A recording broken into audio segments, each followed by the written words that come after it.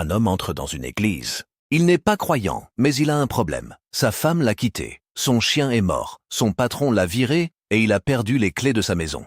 Il s'agenouille devant l'autel. Il dit « Si quelqu'un là-haut peut m'aider, qu'il se manifeste. » Une statue de la Vierge Marie se met à parler. « Mon fils, descends à la cave. » L'homme descend à la cave. Il trouve un sac plein d'argent. Il remonte. « Merci Marie. » La statue. « Ce n'est pas moi, c'est le curé qui cache son pognon. Mais je te le donne. » L'homme sort de l'église. Il va chez un serrurier. Il fait refaire ses clés. Il rentre chez lui.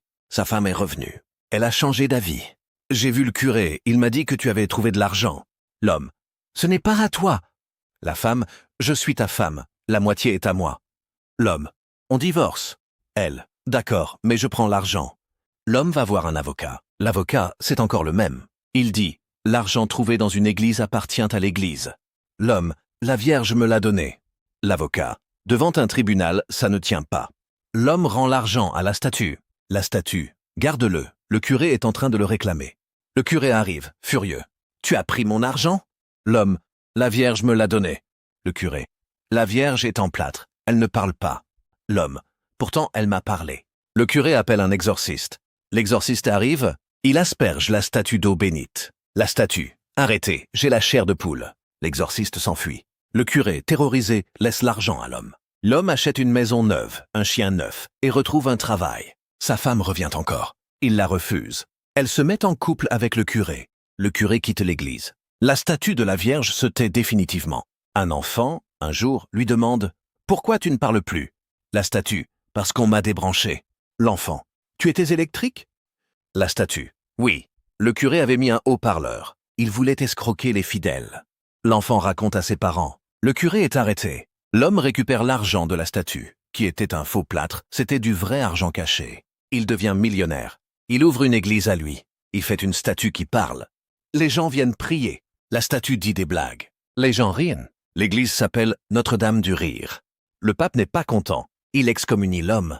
L'homme s'en fout. Il est heureux, riche, et il a retrouvé son chien, qui n'était pas mort. Il était chez le voisin. La morale. Même les statues peuvent avoir de l'humour, et les curés parfois de mauvaises intentions.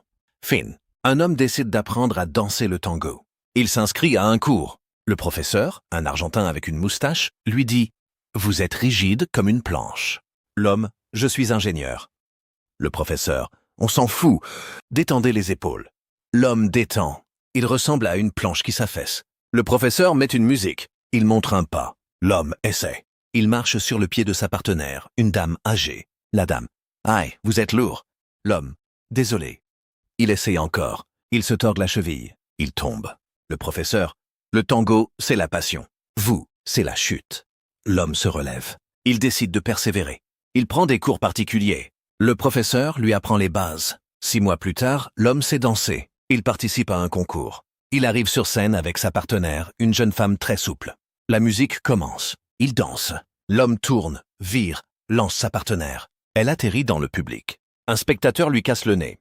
Le public rit. L'homme est disqualifié. Il sort déçu. Il va boire un verre. Dans le bar, il y a une vieille dame qui danse seule. Elle lui fait signe. Il danse avec elle. Elle est douce. Elle lui dit « Tu es un bon danseur, mais tu manques de confiance. » L'homme « Je viens de perdre un concours. » La dame « Les concours, c'est nul. Danser, c'est pour soi. » Il danse jusqu'à la fermeture. L'homme la raccompagne. C'est la dame âgée du cours, celle dont il a marché sur le pied. Elle lui pardonne. Ils deviennent amis. Il l'invite à dîner.